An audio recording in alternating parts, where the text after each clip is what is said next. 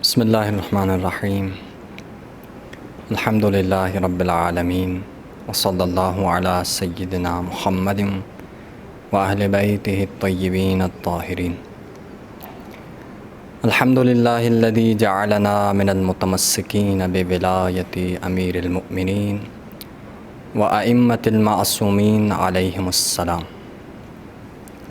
السلام علیکم ناظرین گرامی قدر، سن 10 ہجری کا موقع ہے۔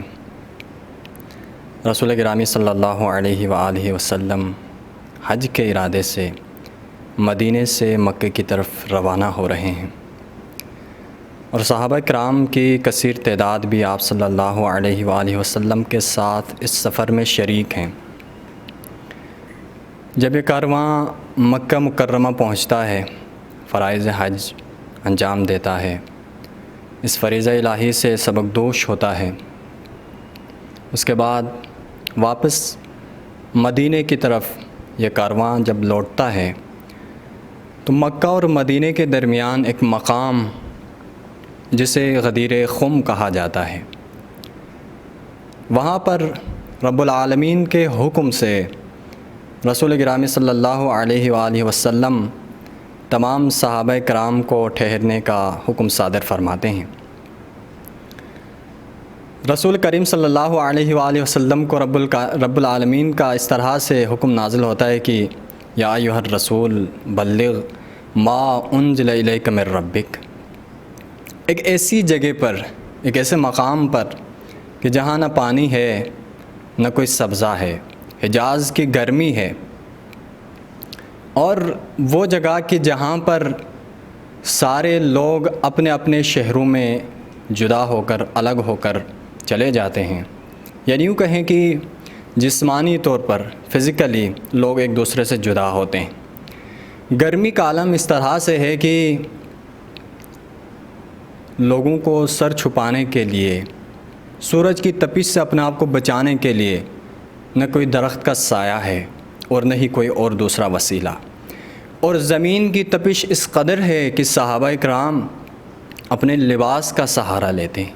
اس مقام پر رسول کریم نے حکم صادر فرمایا کہ آگے چلے جانے والے لوگ واپس پیچھے آ جائیں، اور جو پیچھے رہ گئے تھے ان کا انتظار فرماتے ہیں۔ جب یہ مجمع جمع ہوتا ہے، اکٹھا ہوتا ہے، تو رسول گرامی صلی اللہ علیہ وآلہ وسلم اس تاریخی منبر پر جلوہ افروز ہوتے ہیں۔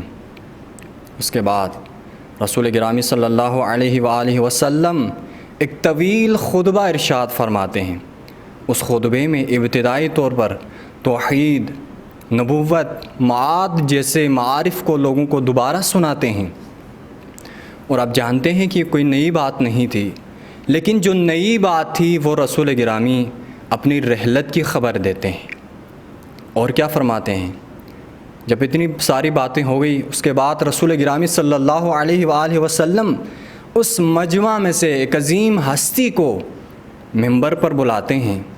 بلانے کے بعد دونوں ہاتھوں کو بلند کرتے ہیں، کرنے کے بعد مولائے کائنات علی بن ابی طالب علیہ السلام کی ولایت کا اعلان اس جملے سے فرماتے ہیں کہ من کنت مولاہ فہذا علی مولا، کہ لوگوں جس کا میں مولا ہوں اس کا یہ علی بن ابی طالب علیہ السلام مولا ہے۔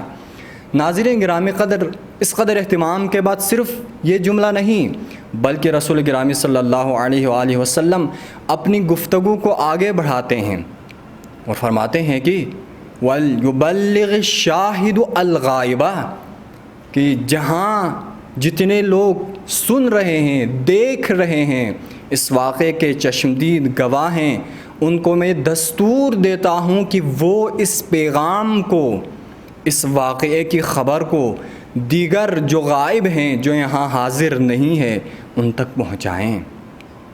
اور جب ہم کتب روایت کی طرف مراجعہ کرتے ہیں، خاص کر کتاب الغدیر جسے علامہ امینی نے تحریر کیا، بہت ہی انتھک محنت کے بعد، حتیٰ یہاں تک لکھا گیا کہ 40 سال کی محنت کے بعد جب انہوں نے اس کتاب کو تحریر فرمایا، تو اس روایت کے متعلق وہ نقل کرتے ہیں کہ رسول گرامی سے منقول روایات میں سے سب سے اہم ترین اور متواتر ترین روایت یہ روایت غدیر ہے کہ من کنت مولا فہذا علی مولا.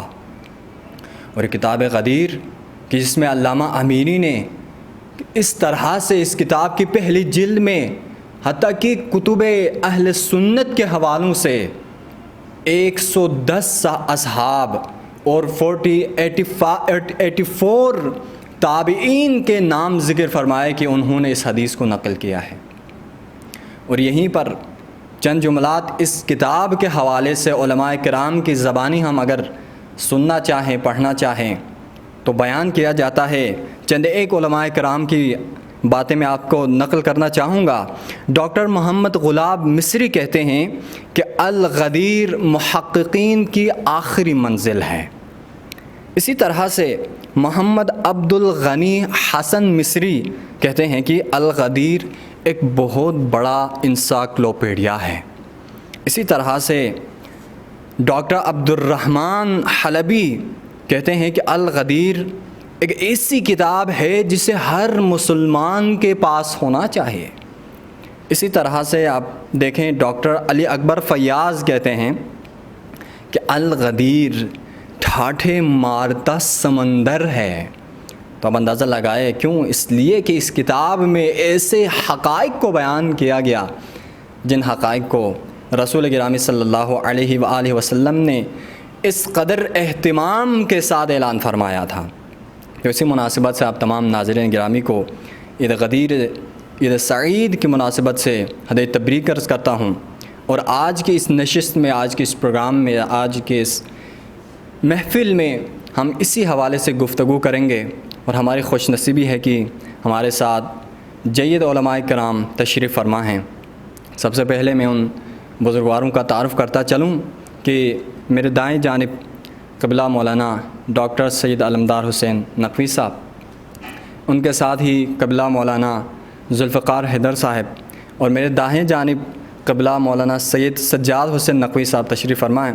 میں آپ تمام بزرگاروں کا شکر گزار ہوں کہ آپ اس عظیم موضوع پر گفتگو کرنے کے لیے یہاں تشریف فرما ہیں. سب سے پہلا سوال اس عظیم مناسبت سے میں قبلہ مولانا ڈاکٹر سید علمدار حسین نقوی صاحب سے کرنا چاہوں گا کہ غدیر اتنا بڑا دن ہے، تو غدیر کی مناسبت اور اسی طرح روز غدیر کی دین اسلام میں کیا اہمیت بیان کی گئی ہے، اس حوالے سے ذرا رہنمائی فرمائے گا. اعوذ باللہ من الشیطان الرجیم. بسم اللہ الرحمن الرحیم. الحمد للہ الذی جعلنا من المتمسکین بولایت علی ابن ابی طالب. سب سے پہلے تو میں تمام حضار گرامی کی خدمت میں ہدیہ تبریک پیش کرتا ہوں، چونکہ یہ وہ مبارک دن ہے جسے ایام اللہ کہا گیا، کیونکہ اس دن خدا کی ایک بہت بڑی تجلی ظاہر ہوئی جس کی وجہ سے اسے ایام اللہ میں سے شمار کیا گیا. جیسا کہ آپ نے پوچھا کہ اس کی اہمیت کیا ہے، تو آپ نے خود اس کا ایک جو ہے وہ تاریخی واقعہ، تاریخی پہلو بیان کر دیا.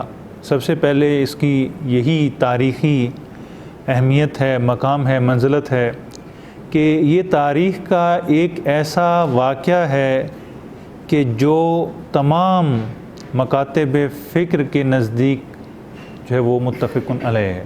سب کا اتفاق نظر ہے اس واقعے کے بارے میں کہ یہ واقعہ تاریخ میں 18 ذی الحج کو وقوع پذیر ہوا کہ پیغمبر جب اس مقام پر پہنچے تو انہوں نے امیر المومنین علی ابن ابی طالب علیہ السلام کی ولایت کا اعلان کیا.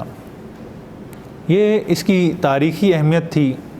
یہ واقعہ متفق، سب کا اس پر اتفاق نظر ہے، اور تواتر کے ساتھ یہ واقعہ تاریخ میں نقل ہوتا آیا ہے. تمام مورخین نے اور بڑے بڑے محدثین نے اس واقعے کو اپنی کتابوں میں، حدیث کی کتابوں میں، تاریخ کی کتابوں میں، حتیٰ ادب کی کتابوں میں اس واقعے کو نقل کیا. اور کسی نے بھی اس واقعے کے بارے میں کسی بھی قسم کا اختلاف نہیں کیا۔ جو کچھ آپ نے بیان کیا یہ سارا کا سارا جو ہے وہ من و عن اسی طریقے سے کتابوں میں کچھ جو ہے وہ جزیات کے اختلاف کے ساتھ یہ واقعہ موجود ہے۔ یہ تو اس کی تاریخی حیثیت ہے کہ جس کے بارے میں کسی کو بھی کسی بھی قسم کا شک و شبہ نہیں ہے۔ دوسرا یہ کہ اس کی اگر ہم کلامی اور عقیدتی نقطہ نظر سے دیکھیں تو یہ اہمیت ہے کہ یہ وہ نقطہ ہے جہاں سے تشیع کا آغاز آپ کہہ سکتے ہیں کہ ہو رہا ہے۔ تشیع یعنی پیروان امیر المومنین علی ابن ابی طالب علیہ السلام کہ جو علی علیہ السلام کے چاہنے والے ہیں، ماننے والے ہیں، ان کے مطیع ہیں، ان کو امام مانتے ہیں، مفترض الطاعہ سمجھتے ہیں کہ ان کی اطاعت کرنا ہم پر واجب ہے، یہ منصوص من اللہ ہے۔ اور رسول اللہ نے جو اعلان کیا وہ اعلان دوستی نہیں تھا بلکہ حاکمیت کا، سرپرستی کا، ولایت کا اعلان تھا۔ بس اس نقطہ نظر سے جو ہے وہ اس کی اہمیت ہے۔ اور اس کے علاوہ اگر ہم دیکھیں تیسری چیز وہ یہ ہے کہ غدیر تکمیل دین کا نام ہے، یعنی غدیر وہ دن ہے کہ جس دن دین مکمل ہو گیا۔ آیہ بلغ نازل ہوئی کہ اے رسول پہنچا دیجئے، اور اس کے بعد آیہ اکمال الدین نازل ہوئی الیوم اکملت لکم دینکم، کہ دین آج کے دن مکمل ہو گیا۔ دین کیسے مکمل ہو گیا؟ اس لیے کہ دین کو آج کے دن وہ نظام مل گیا، دین کی بقا کی ضمانت ولایت کے ذریعے سے ہوگی۔ اب دین کو کسی قسم کا بھی کوئی خطرہ لاحق نہیں ہے۔ پیغمبر صلی اللہ علیہ وآلہ وسلم ان کے پاس منصب نبوت تھا، اب وہ دنیا سے جا رہے ہیں، منصب نبوت ختم ہو رہا ہے لیکن فریضہ نبوت ابھی باقی ہے۔ یہ فریضہ نبوت کسے نبھانا ہے؟ یہ فریضہ نبوت اسے نبھانا ہے جو خدا کی جانب سے نبی کا جانشین مقرر کیا گیا۔ اس لحاظ سے غدیر کی اہمیت ہے کہ یہ ایک مکمل ضابطۂ حیات کا نام ہے، آئین زندگی ہے، منشور حیات ہے کہ جس کے مطابق ہم اپنی زندگی بسر کر سکیں۔ پس یہ ایک معمولی واقعہ نہیں ہے، ایک معمولی اعلان نہیں ہے کہ چند افراد کو جمع کیا اور ان سے کہا کہ میں جو ہے وہ یہ اعلان کر رہا ہوں من کنت مولا فہذا علی مولا، بلکہ باقاعدہ دین کی تکمیل، اس کا اعلان اور دین کو دین کا محافظ مل گیا۔ یہ جو ہے وہ اس کی اہمیت۔ اور اس کے بعد اگر ہم دیکھیں اس کی اور اہمیت تو یہ حق اور باطل میں جو تفریق ہے اس کا بھی ہمارے نزدیک ایک معیار ہے۔ حق یہ ہے کہ ما اتاکم الرسول فخذوہ وما نہاکم عنہ فانتہوا، جو نبی آپ کو دے دیں وہ لے لیں، جس سے منع کریں اس کو چھوڑ دیں۔ تو یہاں پر نبی نے ولی کا اعلان کیا، اب ہمارے اوپر واجب ہے کہ ہم حق سمجھتے ہوئے اس کو لے لیں، اور نبی نے جس سے منع کیا اس کو ترک کر دیں۔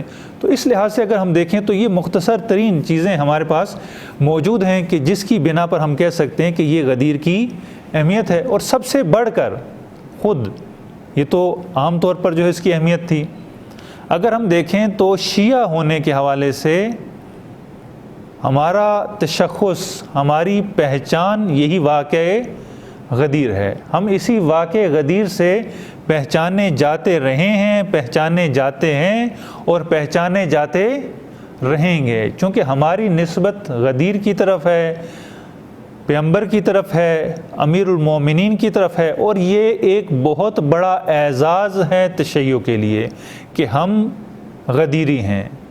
یہ جو ہے وہ اس کے مختصر طور پر جو ہے وہ اہمیت تھی۔ بہت شکریہ۔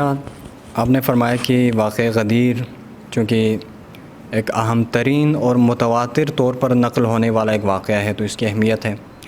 اسی طرح سے آغاز تشیع ہے غدیر، تو واقعاً اس کی بہت بڑی اہمیت یہیں سے آغاز ہوتا ہے اور اس کی اہمیت واضح ہو جاتی ہے۔ اسی طرح رسول گرامی صلی اللہ علیہ وآلہ وسلم کے بعد اگر کوئی نظام کو سنبھالنے والی ہستی کا اعلان ہوتا ہے تو غدیر کا دن ہے۔ تو اس سے بھی غدیر کی اہمیت یہاں سے واضح ہو جاتی ہے۔ اسی طرح غدیر مکمل ضابطہ حیات کا نام ہے، اور اسی طرح حق و باطل کو پہچاننے کا ایک ضابطہ اور معیار غدیر ہے، اور خاص کر غدیر تشیع کی پہچان اور تشخص ہے۔ تو ان ساری چیزوں کو ملاتے ہیں تو غدیر کی اہمیت یہاں سے آشکار اور واضح ہو جاتی ہے۔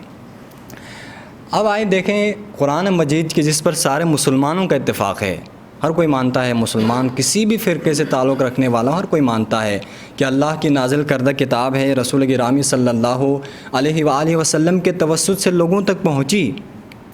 تو اب ہم اس واقعے غدیر کو، کہ جس کی اہمیت آپ سن چکے ہیں کہ قرآن مجید کی روح سے، کہ قرآن میں کہاں تذکرہ ہوا ہے، کتنا تذکرہ ہوا ہے، کس انداز میں تذکرہ ہوا ہے، اس حوالے سے جاننا چاہیں گے۔ میں قبلہ مولانا ڈاکٹر سید سجاد حسین نقوی صاحب سے التماس کرتا ہوں کہ کیا قرآن مجید میں غدیر کے حوالے سے کوئی تذکرہ ملتا ہے تو کس انداز میں ملتا ہے، اس حوالے سے ذرا آپ رہنمائی فرمائیں۔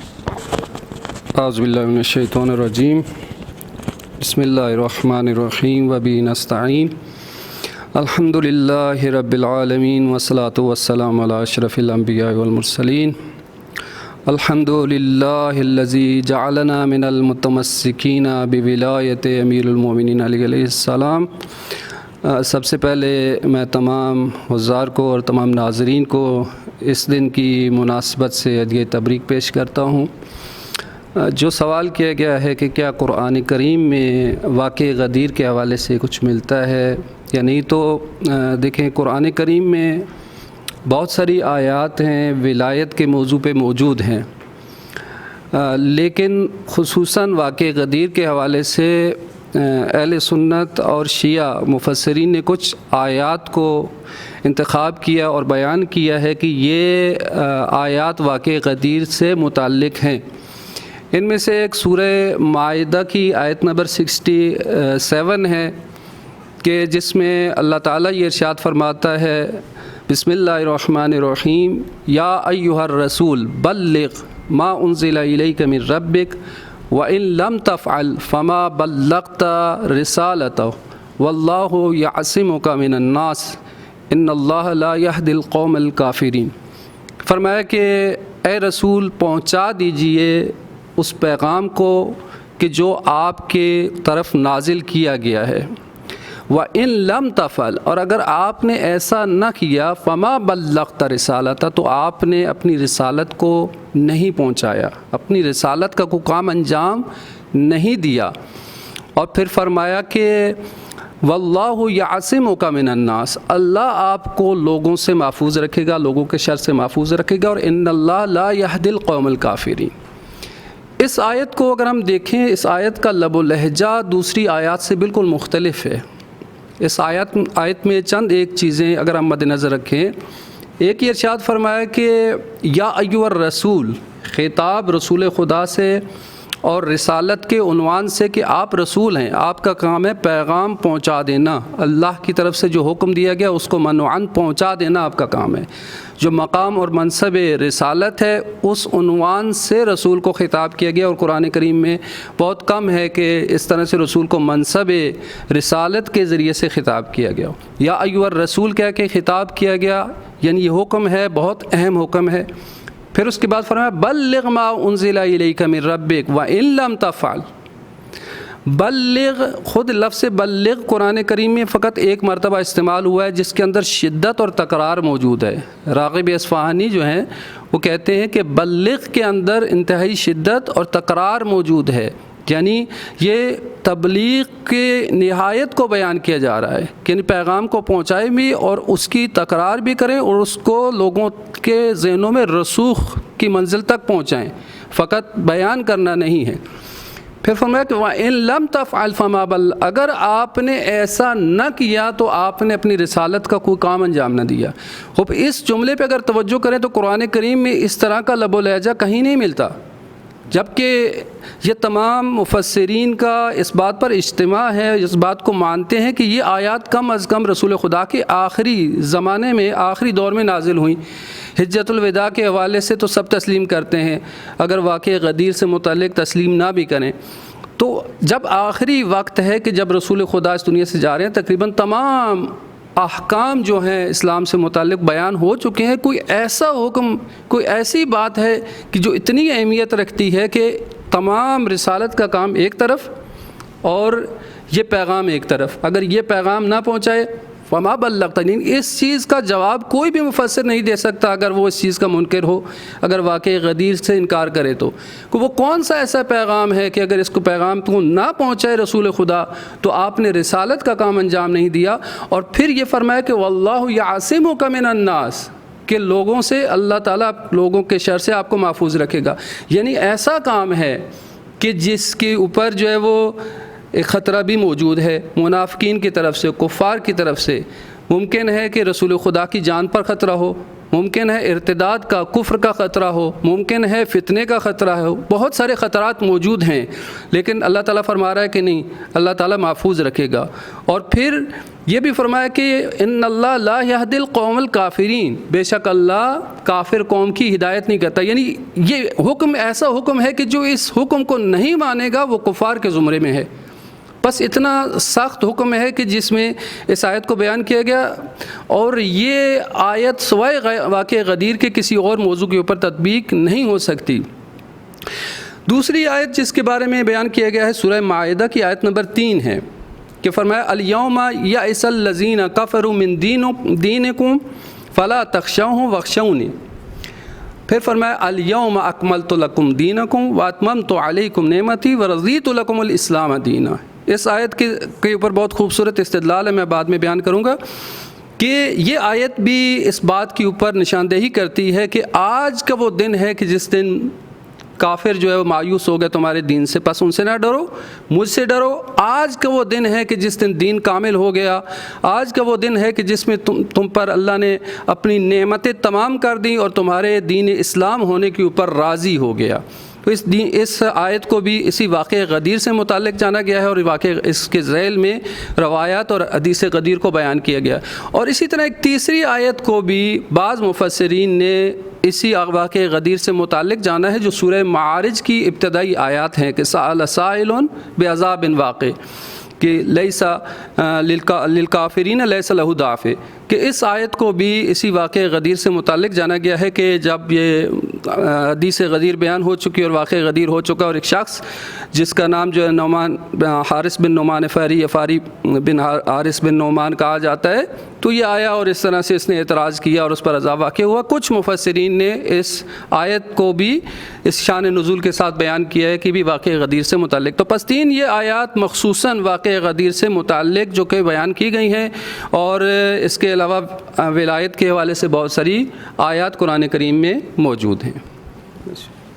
بہت شکریہ، آپ نے بڑے بہترین انداز میں بیان کیا کہ واقع غدیر جو ہے قرآنی موضوع ہے۔ قرآن مجید میں ڈائریکٹلی چند آیات ایسی ہیں کہ جو واقع غدیر کو بیان کرتی ہیں۔ اگر انڈائریکٹلی جائیں گے تو ولایت کے عنوان سے تو بہت ساری آیات موجود ہیں۔ اب اسی عنوان سے ہم جاننے کی کوشش کریں گے کہ ولایت کیا ہے، اور ولایت کیا اللہ تعالیٰ نے انسان کے لیے اختیار دیا ہے کہ اس ولایت کو انتخاب کریں، کسی کو ولی بنائیں، یا نہیں؟ ولایت صرف اور صرف منصب الہی ہے، اللہ ہی کسی کو انتخاب کرتا ہے۔ میں سوال کروں گا قبلہ مولانا ڈاکٹر ذوالفقار حیدر سے کہ کیا ولایت صرف ایسا موضوع ہے کہ جو اللہ ہی منتخب کرتا ہے، کسی کو ولی بناتا ہے، یا انسان کے پاس بھی اس کا کوئی اختیار موجود ہے؟ بسم اللہ الرحمن الرحیم وبہ نستعین وہو خیر ناصر و معین وصلی اللہ علی محمد وآلہ الطیبین۔ میں آپ حضار گرامی کو اور تمام سننے دیکھنے والوں کو عید سعید غدیر کی ولایت کی خوشیوں کی مبارکباد عرض کرتا ہوں۔ چونکہ یہ عید جب ولایت کی عید ہے تو ہر اس شخص کے لیے خوشی اور مسرت کا باعث ہے کہ جو علی کو ولی اللہ مانتے ہیں۔ فرق نہیں کرتا کہ ہم مکتب تشیع کے ماننے والے ہوں، کوئی اہل سنت بریلوی ہو، یا صنف تصوف و عرفان سے منسلک لوگ ہوں، یہ سبھی امیر المومنین علی ابن ابی طالب علیہ الصلوۃ والسلام کو ولایت کے اعلیٰ ترین درجے پہ مانتے ہیں۔ اس اعتبار سے ہر موالی کے لیے یہ عید بڑی اہم عید ہے کہ رسول گرامی اسلام صلی اللہ علیہ وآلہ وسلم اپنے بعد اس امت اسلامی کے ارشاد و ہدایت کے لیے علی علیہ السلام کا تعارف کروا کر گئے۔ رہا آپ کا سوال کہ کیا مقام ولایت اور منصب ولایت عطا کرنا اللہ تبارک و تعالیٰ کی جانب سے ہے یا نہیں، انسانوں کو عاقل اولو الالباب موجودات مان کر خدا نے یہ اختیار سونپا ہے یا نہیں۔ میں پہلے تو اپنا مکتب تشیع کا عقیدہ اور نظریہ پیش کرتا ہوں۔ وہ یہ ہے کہ مکتب تشیع یا ہم فقہ جعفریہ والے جو گنے جاتے ہیں، عقیدہ توحید ہے۔ ہم عقیدہ ولایت، عقیدہ امامت کو عقیدہ توحید کی روشنی میں یوں قبول کرتے ہیں کہ کسی کو امام بنانا، ولی یا امت مسلمہ کا حکمران بنانا یہ صرف اللہ تبارک و تعالیٰ کا کام ہے۔ کیوں؟ اس کی میں وجہ بیان کرتا ہوں۔ اللہ تبارک و تعالیٰ جب ہم سب مسلمان مانتے ہیں کہ وحدہ لا شریک خالق کائنات ہے، کل کائنات، کل ہستی اور انسانی تمام موجودات کا خالق صرف اللہ ہے، وحدہ لا شریک ہے۔ قرآن کریم کی متعدد آیات ہیں اس توحید خالقیت پر بھی کہ خداوند عالم ارشاد فرماتا ہے اللہ خالق کل شیء، سورہ زمر کی آیت نمبر 62 ہے، اللہ ہر چیز کا خالق ہے۔ اب دوسرا مرحلہ توحید کا یہ ہے کہ جب وہی تنہا خالق ہے تو کل کائنات کا اور انسانوں کا مالک اور رب بھی وہی تنہا ہے۔ جیسے آپ سورہ حمد میں پڑھتے ہیں الحمدللہ رب العالمین، رب اپنی ربوبیت کے تقاضے بہت اچھی طرح سے نبھاتا ہے۔ ربوبیت مالک کے معنی میں بھی ہے کہ وحدہ لا شریک مالک ہے، کل کائنات کا بھی اور انسانوں کا بھی۔ اسی طرح ربوبیت کا ایک معنی ہے کہ کل کائنات پر حکم بھی صرف پروردگار کا چلتا ہے، انسانی وجود پر بھی حکم اور قانون کی جو پاسداری ہے یا لیاقت ہے وہ صرف اللہ وحدہ لا شریک کے لیے۔ رب وہ ہے تنہا، صرف وہی حاکم ہے اور صرف وہی مالک ہے انسانوں کا۔ جو انسان خاص کر مسلمان عقیدہ توحید کو مانتے ہیں، عقلی اور قرآنی روشنی میں انہیں کوئی حق نہیں پہنچتا اس مرحلے پہ آ کر کہ ہمارے لیے ہادی، راہبر اور حکمران کا بندوبست خدا نے نہیں کیا۔ ایک طرف سے ہم لا الہ الا اللہ کا اقرار کرتے ہوں کہ ہمارا معبود لائق اطاعت، ہمارا حکمران رب اور مالک صرف اللہ ہے، تو یہ کیسے ہو سکتا ہے کہ وہ رب اپنی ربوبیت کا تقاضا نہ نبھائے اور رسول کریم کے چلے جانے کے بعد ہمارے کوئی ہدایت کا خدا نے اہتمام نہ کیا ہو؟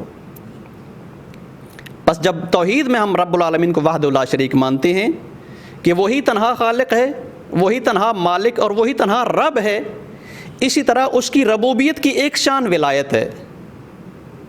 ولایت یعنی تمام موجودات پر اختیار، کنٹرول اور سرپرستی کا حق صرف اللہ تبارک و تعالیٰ کا ہے۔ یہ بھی سورہ شورى کی آیت نمبر 9 ہے، اللہ هو الولی، اللہ ہی صرف وہ ولی ہے، انسانوں کا، تمام موجودات کا، کل کائنات کا ولی صرف اللہ ہے۔ چونکہ مالک وہ ہے، بنایا اس نے ہے، ہماری حکمتیں وہی جانتا ہے، ہماری ہدایت کا بندوبست اسی نے کیا ہے، تو اللہ کے علاوہ کسی کو حق ہی نہیں ہے اپنا حکمران یا ولی منتخب کرنے کا۔ البتہ اس اعتبار سے ہم انسانی سماج اور معاشروں کو دو گروہوں میں تقسیم کر سکتے ہیں۔ ایک وہ انسانی سماج اور معاشرہ ہے کہ جن کا ذات خدا وند متعال کے ساتھ کوئی تعلق اور ناطہ نہیں ہے۔ ایسے سماج اور معاشروں میں لوگ یہی تصور کرتے ہیں کہ ہم نے اپنی زندگی کے امور کی تدبیر خود کرنی ہے، اپنی عقل کے بلبوتے پر ہم نے انسانی سماج کی خود تدبیر کرنی ہے، خود قانون بنانا ہے، خود حکمران منتخب کرنا ہے۔ جیسے کہ مغرب سے جمہوریت اٹھی اور ہمارے اسلامی ممالک میں بھی بسی ہے، گھسی ہے۔ یہ ان لوگوں کا تصور ہے، آئیڈیا ہے کہ جو لوگ اپنی زندگی میں رب العالمین کی کوئی دخالت نہیں مانتے، جو لوگ یہ سمجھتے ہیں کہ ہمارے خالق نے بس ہمیں خلق کیا اور چھوڑ دیا، ہماری زندگی کو تدبیر کرنے کے لیے، نظم و ضبط دینے کے لیے اس نے کوئی قانون نہیں بھیجا، وہ انسانی عقل کی بل بوتے پر قانون بھی بناتے ہیں، اپنا حکمران بھی بناتے ہیں۔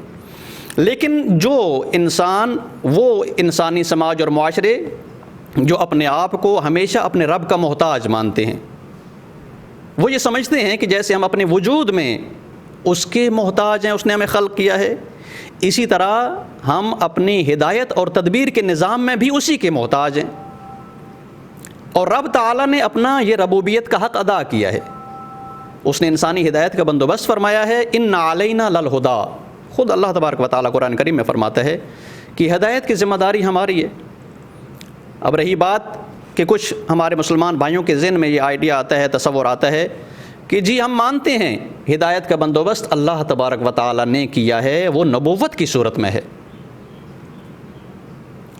نبوت کی صورت میں خدا نے اپنا حق ہدایت نبھا دیا۔ اس کے بعد کیا؟ اس کے بعد خدا نے ہمیں اپنے حال پہ چھوڑ دیا ہے۔ یعنی ہم اتنے صاحبان عقل و شعور ہو چکے ہیں کہ اب اپنے سماجی امور کی خود بھاگ ڈور سنبھالیں گے، جبکہ تاریخ بشریت، نہ تاریخ اسلام، تاریخ بشریت جس بتاتی ہے کہ جب بھی انسان اپنے حال پہ چھوڑ دیا گیا ہے اس نے فساد کیا ہے، جب بھی ہدایت الہی کے نظام سے دور ہوئے انسان اس نے گمراہی پھیلائی ہے، طغیانی پھیلائی ہے، تجاوز کیا ہے، زمین کو فساد کا گڑھ بنا دیا ہے۔ بس یہ سوچنا ہی غلط ہے کہ خداوند عالم نے صرف ہدایت کا قانون بھیجا ہو، اس قانون کو نافذ کرنے والا کوئی راہبر منتخب نہ کیا ہو۔ نبوت پر ختم نبوت کا شیعوں کا عقیدہ ہے، مسلمہ عقیدہ ہے کہ نبوت ختم ہو چکی ہے، نبی کے بعد کوئی اور نبی نہیں آنا اور نہیں آئے گا۔ لیکن جو نبوت کی تعلیمات ہیں، جو آسمانی قوانین ہیں، جو انسان کا آئین زندگی ہے، اس آئین کو لاگو کرنے کے لیے بھی الہی راہبر چاہیے، جو خود خداوند عالم نے فرمایا ہے اللہ هو الولی، ولی اور حکمران تمہارا صرف اللہ ہے۔ ہاں اب کوئی آ کر حکمرانی کی پوسٹ سنبھالتا ہے، کوئی ولایت کا منصب سنبھالتا ہے، تو اسی کو حق حاصل ہوگا جسے خدا منتخب کرے گا، اور اللہ تبارک و تعالیٰ نے منتخب کیا۔ خدائے عز و جل نے اپنی جانب سے مسلمان امت کا ولی منتخب کیا، کہ ارشاد ہے سورہ مائدہ کی مشہور و معروف آیت ہے، آیت نمبر 55، انما ولیکم اللہ، بے شک صرف تمہارا ولی اللہ ہے، ورسولہ، اور تمہارا ولی اس کا رسول ہے، والذین آمنوا الذین یقیمون الصلاۃ ویؤتون الزکاۃ وہم راکعون، اور صرف ولی رسول کے بعد وہ ہے کہ جس نے حالت رکوع میں نماز پڑھتے ہوئے زکوٰۃ ادا کی۔ مفسرین اسلام چاہے اہل سنت ہوں چاہے تشیع کے ہوں، ان کا اتفاق ہے کہ وہ شخصیت جس نے حالت رکوع میں زکوٰۃ دی ہے علی ابن ابی طالب علیہ الصلوۃ والسلام کی ذات ہے۔ اللہ تبارک و تعالیٰ نے اپنی ولایت کا اعلان فرمایا، ساتھ اعلان کیا کہ ولی رسول ہے، اور ولی وہ ہے جس نے حالت رکوع میں زکوٰۃ ادا کی۔ بس اگر یہ کنسیپٹ رکھا جائے کہ جی پروردگار عالم نے رسول کی رحلت کے بعد کوئی ہدایت کا اہتمام نہیں کیا، کوئی راہبر معین نہیں کیا، کوئی حاکم مشخص نہیں کیا، یہ قرآنی روشنی میں درست نظریہ نہیں ہے، نہ عقلی روشنی میں درست نظریہ ہے۔ عقل بھی یہی کہتی ہے کہ جب پروردگار عالم نے کسی حکمت کی بنا پر جہان کو خلق کیا ہے، انسان کو حکمت کی بنا پہ خلق کیا ہے، تو انسانی زندگی میں کوئی ایسا موڑ اور مرحلہ نہیں آنا چاہیے کہ جہاں پر حکمت الہی کے خلاف بات جا رہی ہو۔ جیسے اس نے اپنی حکمت کی بنا پر نبی بھیجے، نبوت کا اہتمام کیا، اسی طرح اس نے اپنی حکمت کی بنا پر رحلت رسول کے بعد امامت کا نظام دائر فرمایا۔ اور یہ بھی اب مسلم عقیدہ ہے اہل سنت اور شیعہ کا کہ جیسے رسول کریم صلی اللہ علیہ وآلہ وسلم کے عشق و ایمان کے ساتھ جینے والا ہر مسلمان یہ مانتا ہے کہ قیامت بپا ہونے سے پہلے آخری امام کا ظہور ہوگا، جو اطرت رسول اللہ سے امام ہوگا، اس آخری امام کے بارے میں کوئی جرت کر کے بتائے کہ ہم نے منتخب کرنا ہے؟ بھی ہم مسلمان انتخاب کر لیں گے ووٹنگ کے ذریعے، اس کو امام بنا ڈالیں گے، غلط نظریہ، باطل نظریہ۔ جیسے آخری امام کو مسلمانوں کو چننے کا کوئی حق نہیں ہے، اسی طرح رسول اللہ صلی اللہ علیہ وآلہ وسلم کے بعد امت مسلمہ کا پہلا راہبر اور امام چننا بھی اللہ تبارک و تعالیٰ کی مشیت سے مربوط ہے، مسلمانوں کے ووٹنگ اور انتخاب سے کوئی اس کا تعلق نہیں ہے۔ شکریہ، خوبصورت انداز میں آپ نے سوال کا جواب دیا۔ اگر میں خلاصہ کرنا چاہوں اس سوال کے جواب کا، جس طرح رب کائنات خالق کائنات ہے، اسی طرح رب کائنات بھی ہیں۔ رب کائنات ہونے کا تقاضا یہ ہے کہ پروردگار متعال اس کائنات کے نظام کو چلانے کے لیے جس طرح سلسلہ انبیاء کا آغاز کیا اور رسول کریم صلی اللہ علیہ وآلہ وسلم کو آخری رسول بنا کر بھیجا، لیکن مادی دنیا میں ہر کسی نے تا ابد رہنا نہیں ہے، تو رسول کریم صلی اللہ علیہ وآلہ وسلم نے بھی اس دنیا سے جانا تھا۔ تو سوال یہ بنا کہ رسول کے بعد اس ولایت کا انتخاب، اس مقام ولایت کا اعلان کون کریں اور کسی کو بنائیں، یعنی اللہ کا اعلان کر دے کو اعلان کریں۔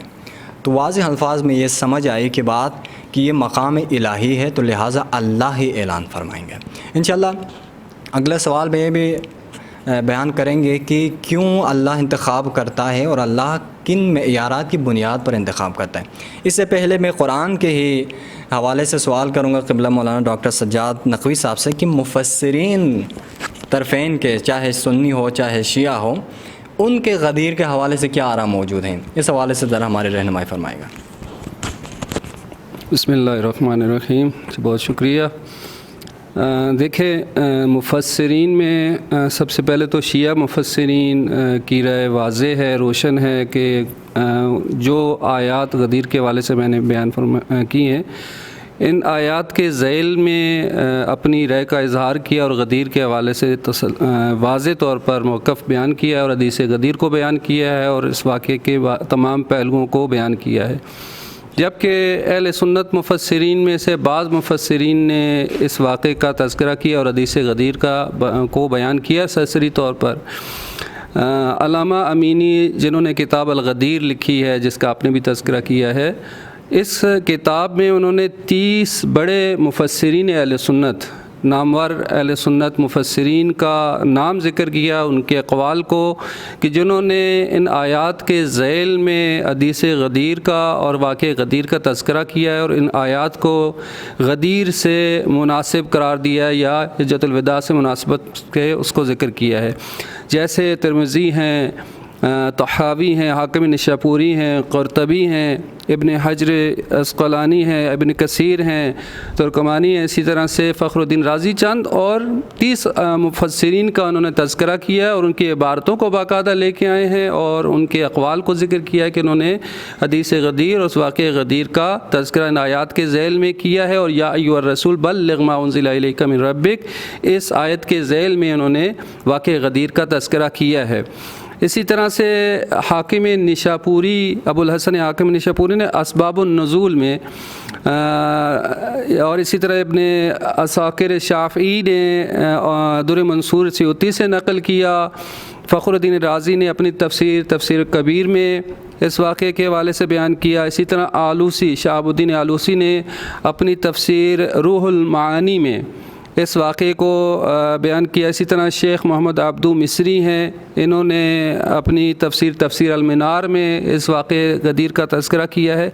لیکن یہاں پہ میں اس نقطے کی طرف وضاحت کر دوں کہ اہل سنت مفسرین نے جو واقعے کا تذکرہ کیا ہے وہ بہت سارے دیگر احتمالات کے ساتھ واقع غدیر کو بھی بیان کیا ہے، لیکن بہرحال اس سے آسانی سے گزر نہیں سکے، چونکہ ان آیات کا لب و لہجہ ایسا تھا کہ سرسری طور پر تذکرہ کیا، بیان کیا۔ مثال کے طور پر فخر الدین رازی نے اس بلغ ما انزل الیک، اس آیت کے ذیل میں چند احتمالات کو ذکر کیا ہے کہ یہ بھی احتمال ہو سکتا ہے، یہ بھی ہو سکتا ہے، یہ بھی ہو سکتا ہے، آخر میں یہ بھی احتمال کے طور پر ذکر کر دیا کہ شاید یہ واقع غدیر جو ہے وہ کیس سے متعلق بھی ہو سکتا ہے، اور اس طرح سے سرسری سے گزر گئے ہیں۔ اور بعض توجیحات کر کے جو ہے وہ اگر کہاں تذکرہ کیا بھی ہے تو توجیحات کی ہیں، اور جیسے کہ بیان کیا گیا ہے کہ من کنت مولا فہذا علی المولا، تو ولی کا اور مولا کا جو معنی ہے وہ دوست اور دوستی کے معنی میں کر کے اور اس واقعے سے اس طریقے سے عبور کیا. بہرحال اس واقعے سے جان بھی چھڑا نہیں سکے، بالآخر بیان بھی کیا کسی حد تک، لیکن یہ کہ سرسری طور پر بیان کیا اور مختلف توجیہات کی ہیں.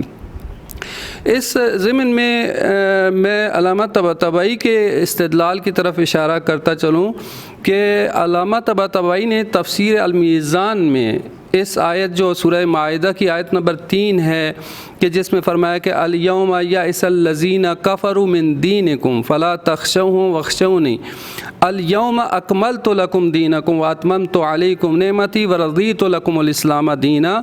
اس سے بہت خوبصورت انداز سے استدلال کیا ہے کہ جس استدلال کی بنیاد پر اثر رائے فرار انہوں نے نہیں چھوڑا.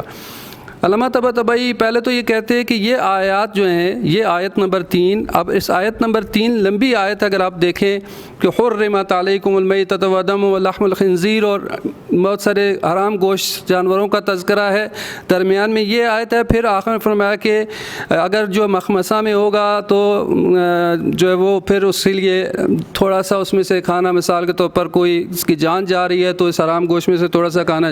درمیان میں یہ لے کے آیا کہ الیوم یئس الذین کفروا. تو آپ نے یہ بیان کیا کہ یہ آیات جو ہے، آیت کے اندر جو جملے ہیں، 2 جملے، یہ آیت کا ایک حصہ جملہ معترضہ کے طور پر ہیں. معترضہ یعنی اس کا اول اور آخر سے ربط نہیں ہے. تو اس میں انہوں نے 3 احتمال دیے ہیں کہ یا تو یہ نازل اسی طرح سے آیت ہوئی ہے، یا یہ کہ رسول خدا کے حکم سے اس جگہ اس کو رکھا گیا ہے خاص طور پر، یا یہ کہ بعد والے جو جمع کرنے والے تھے انہوں نے اس طریقے سے اس کو رکھ دیا. تو دوسرے احتمال کو انہوں نے تقویت دی ہے اور اس میں در منصور کی روایت بھی لے کے آئے ہیں کہ جس بنیاد پہ یہ کہا گیا ہے کہ جب رسول خدا کے پاس جب کوئی آیات اس طرح کی نازل ہوتی تھیں تو بڑی جو صورتیں، سورہ مدنی صورتیں ہیں، ان میں کچھ آیات بعد میں نازل ہوئی ہیں، ترتیب سے نازل نہیں ہوئی.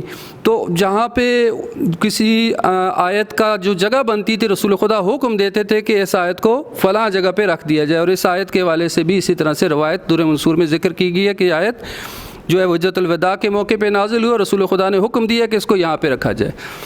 اب اس میں وہ یہ استدلال کرتے ہیں کہ دیکھو الیوم یئس، کہ آج کے دن مایوس ہو گئے کفار تمہارے دین سے. اور پھر فرمایا الیوم اکملت لکم، 2 دفعہ آیا الیوم، کہ ان کے درمیان شدت اتصال موجود ہے. یعنی وہی دن جس دن تمام کفار تمہارے دین سے مایوس ہو گئے، وہ وہی دن ہے کہ الیوم اکملت، جس دن دین کامل ہو گیا. یعنی یہ 2 الگ الگ دن نہیں ہو سکتے. ایک ہی وہ دن ہے کہ جس دن دین کامل ہوا، وہی دن ہے جس سے دن مایوس ہوئے کفار تمہارے دین سے. پس ان کے درمیان شدت اتصال موجود ہے. اب فرماتے ہیں کہ یہ وہ کون سا دن ہے الیوم، وہ کون سا خاص دن ہے کہ جس دن دین کامل بھی ہوا اور کفار بھی مایوس ہو گئے. بہت سارے انہوں نے احتمالات دیے اور ایک ایک کر کے رد کیا. کیا یہ یوم مبعث ہو سکتا ہے، بعثت والا دن ہو سکتا ہے کہ اسلام میں بہت اہمیت رکھتا ہے، جس دن رسول خدا مبعوث پہ رسالت ہوئے. تو انہوں نے کہا کہ دیکھیں عید مبعث، رسول خدا کا مبعوث پہ رسالت ہونا بہت بڑا مقام ہے، بہت بڑا واقعہ ہے. لیکن کیا اس دن کفار مایوس ہوئے؟ نہیں، ابھی تو دین کا آغاز تھا. نہ دین تکمیل کے منزل پہ پہنچا ہے، نہ ہی ابھی دین جو ہے وہ کہ نعمت تمام ہوئی ہے، اور نہ ہی جو ہے وہ کفار اس کے نتیجے میں مایوس ہوئے. پس مبعث والا دن نہیں ہو سکتا. کیا فتح مکہ کا دن ہو سکتا ہے؟ کہا کہ فتح مکہ کے دن تھوڑا بہت مایوسی تو آئی کفار میں کہ پسپا ہو گئے، لیکن دین ابھی کمال کی منزل پہ نہیں پہنچا. ابھی اس کے بعد بہت سارے مراحل ہیں، بہت سارے احکام نازل ہوئے ہیں، حجۃ الوداع تک بہت سارے احکام نازل ہوئے، لہذا دین تکمیل تک نہیں پہنچا. تو یہ بھی نہیں ہو سکتا. کیا فتح خیبر ہو سکتا ہے کہ فتح خیبر میں یہودی مایوس ہو گئے، یہ اہل کتاب مایوس ہوئے، لیکن آیا دین پائے تکمیل تک پہنچا تھا کہ جس کے نتیجے میں مایوس ہوں؟ کہتے نہیں، دین ابھی پائے تکمیل تک نہیں پہنچا، بہت سارے احکام بعد میں نازل ہوئے. تو فرمایا کہ بہت سارے احتمالات کو ذکر کرنے کے بعد کہتے ہیں کہ سوائے واقع غدیر کے اور غدیر والے دن کے، اور یہ الیوم سے مراد بھی کوئی دورہ نہیں ہے، ایام نہیں ہے، بلکہ ایک مخصوص دن ہے. الیوم کہہ کے یہ بیان کر دیا ایک خاص دن ہے کہ جس دن دین پائے تکمیل تک پہنچا، جس دن دین کی اللہ تعالیٰ نے تمام نعمتیں، اس نعمت ایک خاص نعمت عنایت فرمائی جس کی بنیاد پر دین کامل ہو گیا، اور اللہ تعالیٰ اس دین کے دین اسلام ہونے پر راضی ہو گیا، اور اسی وجہ سے کفار بھی مایوس ہو گئے. اور سوائے غدیر کے اور کوئی موقع ایسا نہیں ہو سکتا۔ یہ وہ یوم غدیر ہے کہ جس دن دین کمال کی منزل تک پہنچا ہے، جس دن نعمت تمام ہوئی، نعمت عظمی ولایت سے بڑھ کر نعمت جو ہے وہ موجود نہیں ہے اسلام کے اندر۔ وہ نعمت عظمی ولایت جس دن میں عطا کی گئی ہے اور جس نعمت کی بنیاد پر دین تمام ہوا ہے، اور اللہ تعالیٰ اس نعمت کی بنیاد پر دین اسلام کے دین ہونے پہ راضی ہوا، اسی نعمت عظمی ولایت کی وجہ سے ہی کفار مایوس ہو گئے، کیونکہ کفار یہ چاہ رہے تھے کہ کیا رسول خدا چونکہ ان کا کوئی بیٹا نہیں ہے تو اس کے بعد جو ہے وہ خود بخود یہ ہمارے پاس آ جائے گی حکومت، تو اور دین ختم ہو جائے گا، نابود ہو جائے گا، پلٹ کے ہم اسی طرح دور جاہلیت کی طرف لے جائیں گے دین کو۔ لیکن رسول خدا نے غدیر کے موقع پہ فقط ولایت علی علیہ السلام کا اعلان نہیں کیا، بلکہ رسول خدا نے تا قیامت اپنے بعد خلفاء کا اعلان کیا ہے۔ اگر آپ خطبہ غدیر کو دیکھیں تو خطبہ غدیر میں فقط ہم یہی سنتے ہیں من کنت مولا فاز علی مولا، لیکن رسول خدا نے ایک ایک کر کے تمام ائمہ کا نام لیا ہے۔ یعنی فقط اگر یہ کہہ دیتے کہ مولا علی میرے بعد خلیفہ ہیں، جانشین ہیں، بس ختم ہو گئی بات، لیکن قیامت تک کے لیے دین کو محفوظ کر دیا رسول خدا نے، اور اپنے جانشینوں کا ایک ایک کر کے نام لے لیا کہ قیامت تک یہ میرے جانشین ہیں۔ اب یہ کفار اور مشرکین اور منافقین کی مایوسی کا دن ہے، اور یہ الیوم یئس الذین کفروا کا ارتباط اس آیت سورہ مائدہ کی آیت نمبر 67 سے بھی ہے کہ جس میں فرمایا کہ ان اللہ لا یہدی القوم الکافرین، کہ وہاں پہ بھی کافرین فرمایا اور یہاں پہ بھی فرمایا کہ یہ کفار مایوس ہو گئے۔ تو لہٰذا اسے بنیاد پہ دیکھا جا سکتا ہے کہ مفسرین نے واضح طور پر، شیعہ مفسرین نے واضح طور پر واقعہ غدیر کو آیات کی ذیل میں بیان کیا، اور اہل سنت مفسرین نے بھی تذکرہ کے طور پر اس کا ذکر کیا ہے اور حدیث غدیر کو آیات کے ذیل میں لے کے آئے ہیں، اور اسے کوئی رائے فرار نہیں ہے چونکہ آیات صراحت کے ساتھ اس واقعے کی طرف نشاندہی کرتی ہیں۔ بہت شکریہ، آپ نے بہترین انداز میں بیان کیا، اور علامہ امینی کا ایک بار پھر سے تذکرہ ہوا کہ انہوں نے الغدیر میں 30 سنی مفسرین کا وہاں پہ تذکرہ کیا ہے کہ انہوں نے کسی طرح سے، چونکہ واقعہ غدیر ایک ایسا واقعہ ہے کہ یہاں جائے فرار نہیں ہے، کوئی انکار نہیں کر سکتا، لیکن جب مشکل پیش آئی تو انہوں نے کسی طرح سے توجیہ کر کے معنی کو تبدیل کرنے کی بہرحال کوشش کی، لیکن آپ جانتے ہیں کہ توجیہ کسی کام کی نہیں ہے عقلی بنیادوں پر۔ اگلا سوال، جیسے کہ ہم نے پہلے بیان کیا تھا کہ ولایت ایک ایسا مقام ہے، ایک ایسا منصب ہے جو اللہ کی طرف سے ہوتا ہے، تو سوال یہ ہے کہ قبلہ مولانا ڈاکٹر ذوالفقار حیدر سے میں پوچھنا چاہوں گا کہ ولی اللہ کی جانب سے ہی منتخب ہوتا ہے، اس کی وجہ کیا ہے، اور ان کے معیارات، یعنی کسی کو ولی بناتا ہے اللہ تو اس کے کیا معیارات ہیں، تاکہ ہم پہچان سکیں کہ دنیا بہت ساروں کو مثلاً اس عنوان سے نوازتی ہے، تو آیا واقعی میں اللہ کے معیارات کے مطابق ہیں یا نہیں، خود ساختہ ہیں؟ تو اس حوالے سے ذرا رہنمائی فرمائیں۔ جی، بات آئی اب کہ پروردگار عالم کا جب حق ولایت ہے کائنات پر، تو اللہ تبارک و تعالیٰ کس معیار پر کسی شخص کو انسانوں کا ولی بناتا ہے؟ جیسے کہ میں پہلے عرض کر چکا ہوں کہ چونکہ ولایت اللہ تبارک و تعالیٰ کا تشریعی ربوبیت کا حق ہے، ربوبیت تشریع آتی اسی ضمن میں، قوانین کے ضمن میں، قانون کے اجراء کے ضمن میں، قانون لاگو کرنے کے ضمن میں۔ میں اپنے اس جواب کی وضاحت کے لیے ایک اہل سنت کے عالم دین کے جملات کا سہارا لیتا ہوں۔ علم کلام کی بہت ہی مفصل کتاب ہے شرح المواقف، اصل متن عضد الدین ایجی کا ہے اور اس کی شرح ہے شریف جرجانی کی، عبد الرحمن شریف جرجانی کی۔ وہ امامت کے ٹاپک میں جب آ کر گفتگو کرتے ہیں تو جو تعریف کی ہے انہوں نے امامت کی، اور ان کے بعد پھر ہمارے تشیع کی کلامی کتب میں بھی اس تعریف کا ذکر آیا، الامامت ہی ریاست عامہ فی امور الدین والدنیا۔ امامت کی انہوں نے یوں تعریف کی کہ امامت ایسی عمومی ہدایت اور ریاست کا نام ہے کہ جو دنیاوی اور دینی امور میں ہدایت و تدبیر کے لیے استعمال ہوتی ہے۔ میں چند ایک مترادفات ذکر کر دوں جو ہمارے اس ٹاپک سے مربوط ہیں۔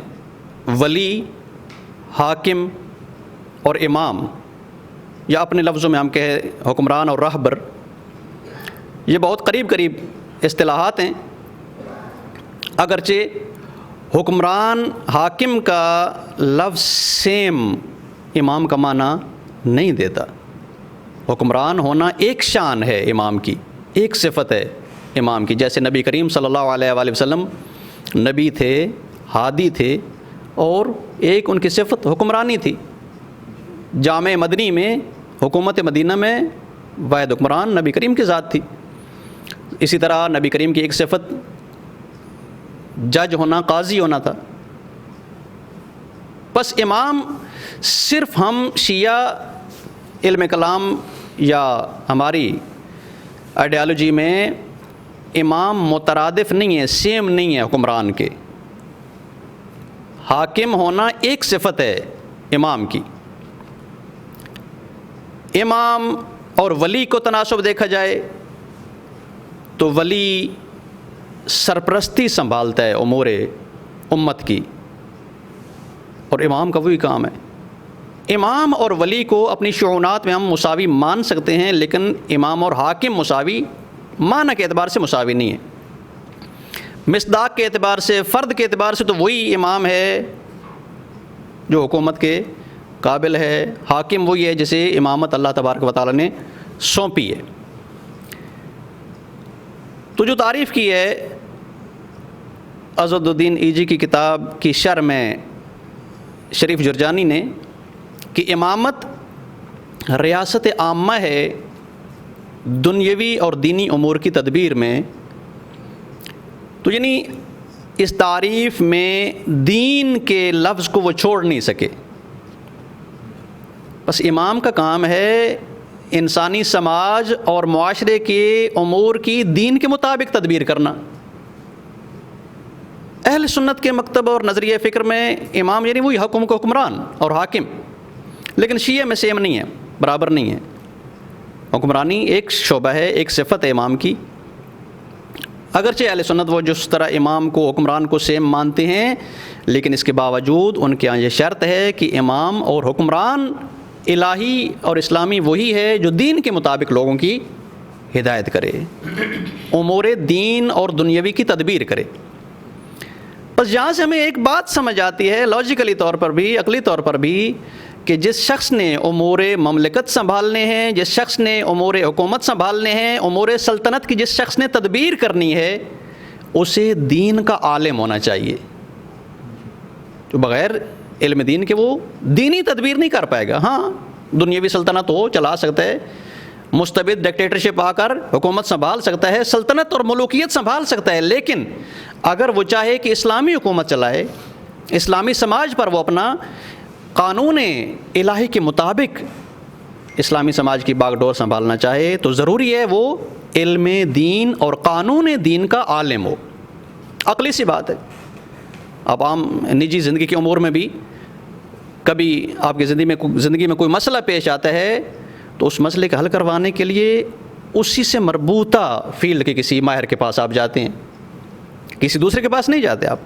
اگر انسان کی صحت میں خدا نخواستہ کوئی پرابلم آ جاتی ہے، کوئی مشکل بیماری آ جاتی ہے، تو جس ڈاکٹر سے مربوط ہے وہ مرض ادھر ہی جائے گا انسان، چونکہ اسی ڈاکٹر کے پاس اس کا علم ہے، اس کا رائے علاج اور حل اسی کے پاس ہے۔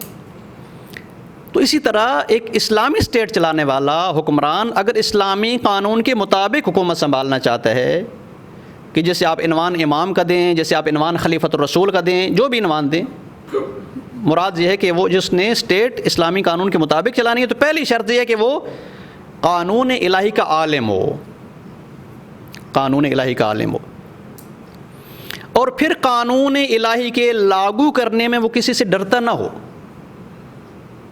اتنی اس کے پاس جرت اور شہامت اور طاقت و قدرت ہو، گھبرانے والا نہ ہو۔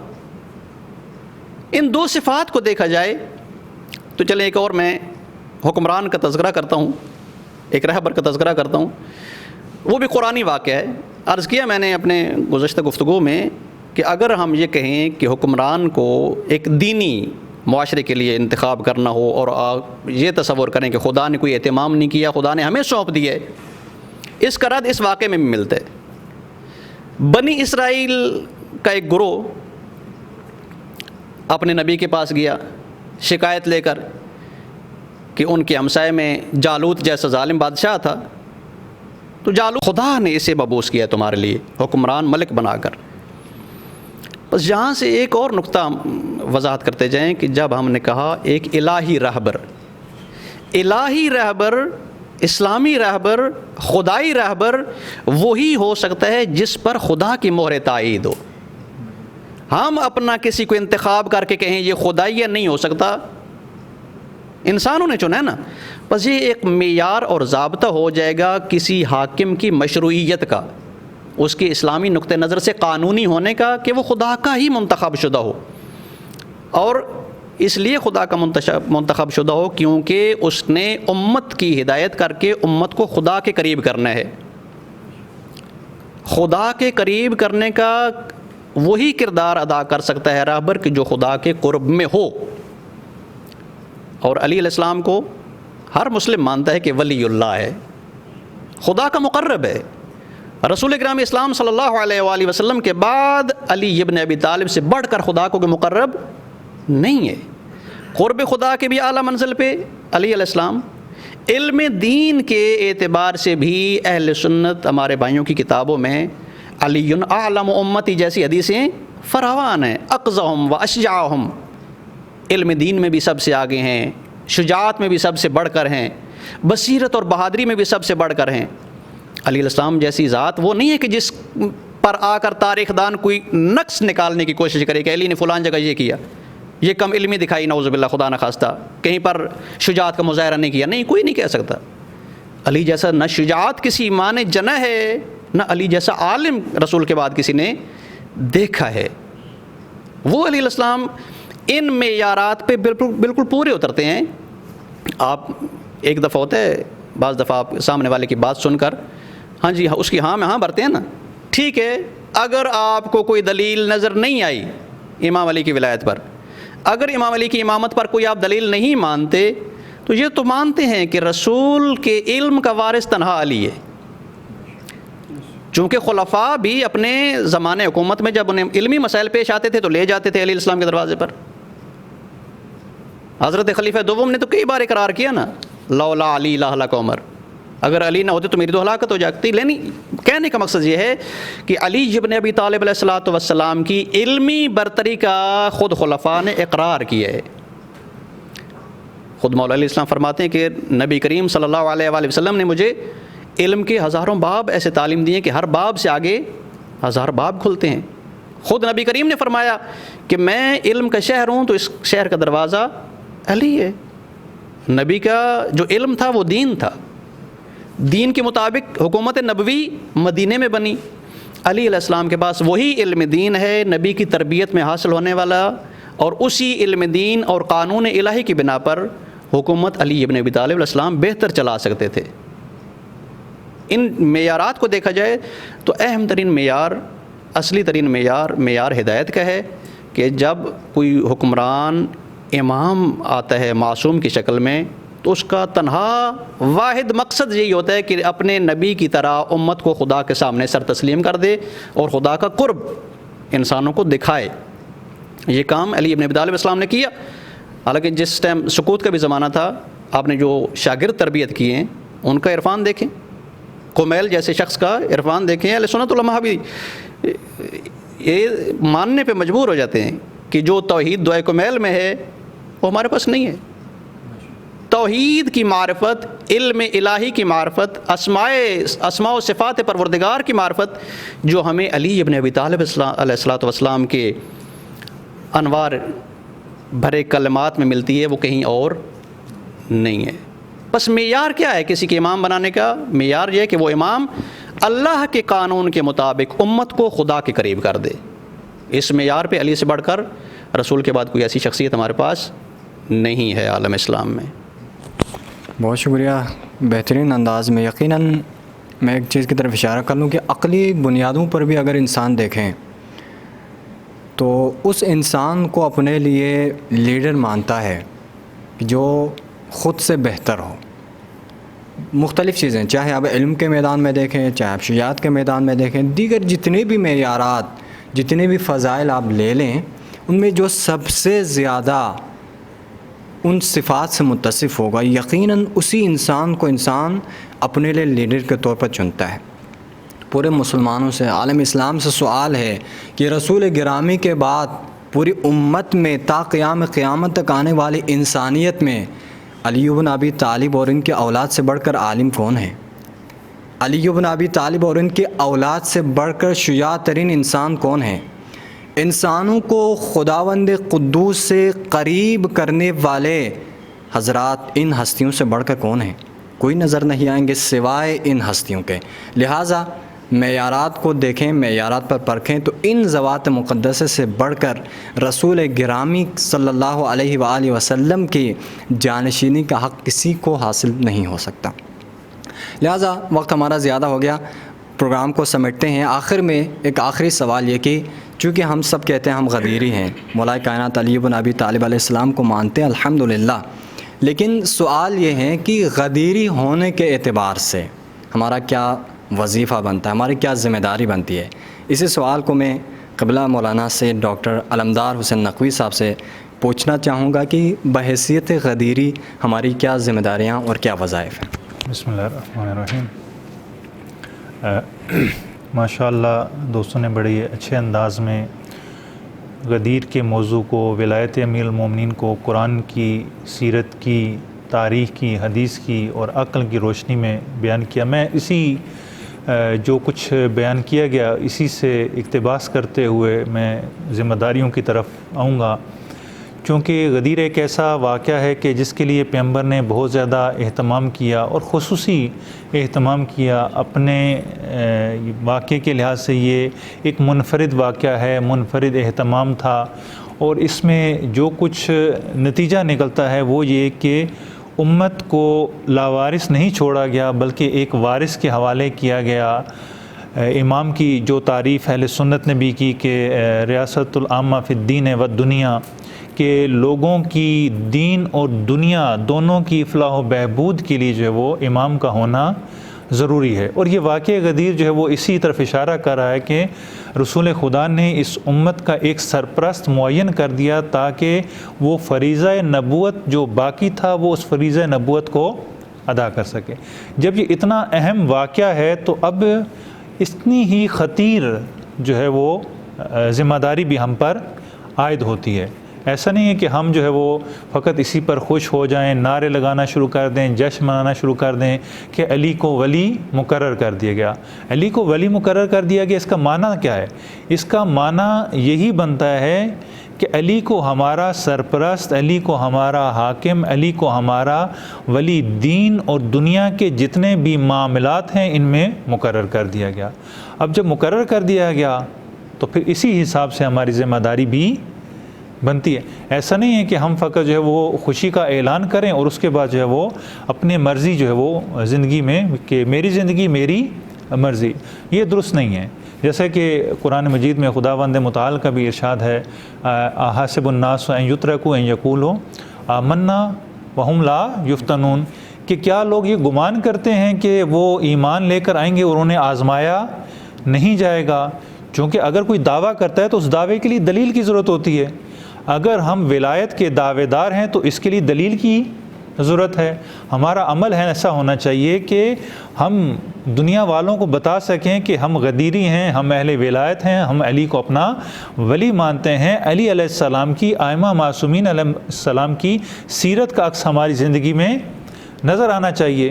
تو سب سے پہلی جو چیز ہمارے اوپر عائد ہوتی ہے وہ مسئولیت ہے کہ ہم مسئولیت پذیر ہوں. ہم یہ جان لیں، ہمیں یہ معرفت ہونی چاہیے کہ اگر ہمیں ولی کی معرفت ہے تو اس کا مطلب یہ ہے کہ ایک ذمہ داری، ایک مسئولیت ہم پر عائد ہوتی ہے جسے ہم نے ادا کرنا ہے. بس ہم آزاد نہیں ہیں، اپنی مرضی کے مالک نہیں ہیں، بلکہ ہم خود کو مسئول سمجھیں اور مسئول سمجھنے کے بعد اس کے مطابق عمل کریں.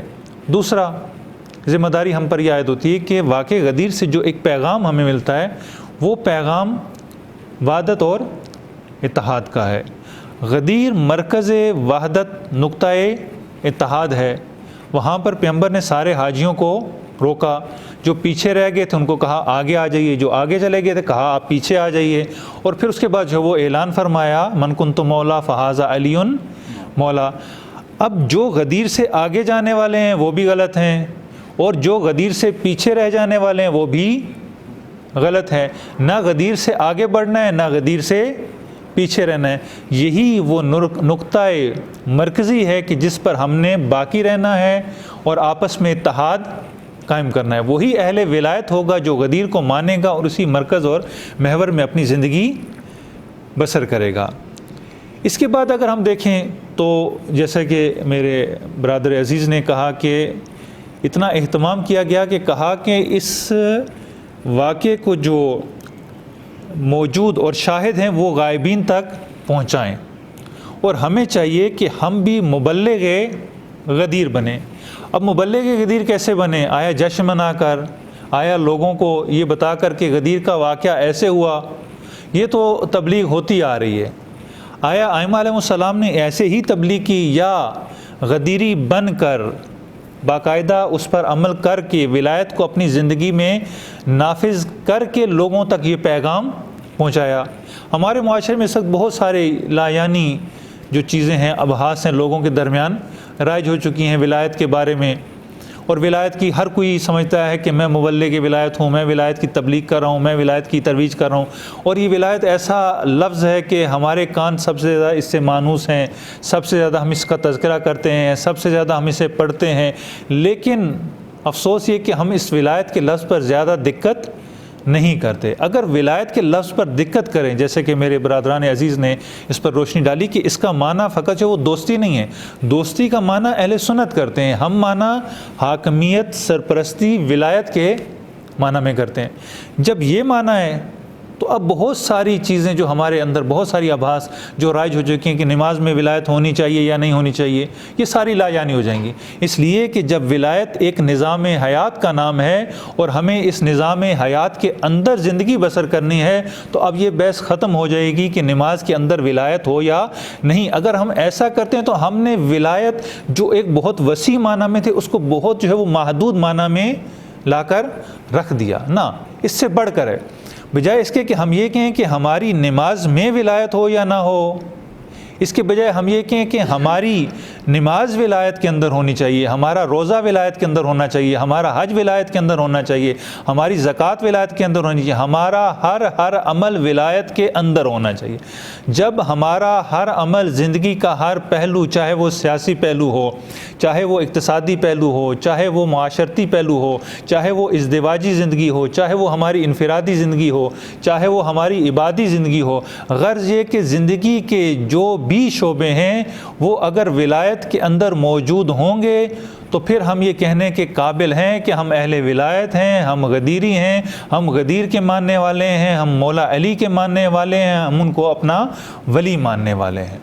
یہ ذمہ داری ہم پر عائد ہوتی ہے کہ ہم اپنا عمل، اپنا کردار، اپنی اقدار وہ ساری کی ساری غدیر کے مطابق کریں، اور لوگوں کو بتا دیں، دنیا کو دکھا دیں کہ ہم غدیری ہیں، اور یہی جو ہے وہ غدیر کا اصلی پیغام ہے کہ ہم اپنا کردار، اپنا اخلاق، اپنی سیرت، اپنا عمل غدیر کے ولایت کے مطابق اور اس کے سرپرستی میں انجام دیں۔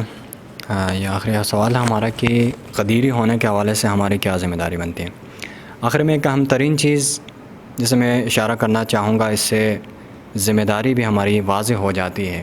خود لفظ ولیہ عربی زبان میں اس چیز کو کہتے ہیں کہ دو چیزیں اس طرح سے آپس میں پے در پہ آئیں کہ ان کے درمیان میں کوئی فاصلہ نہ ہو، اس کو کہتے ہیں ولیہ۔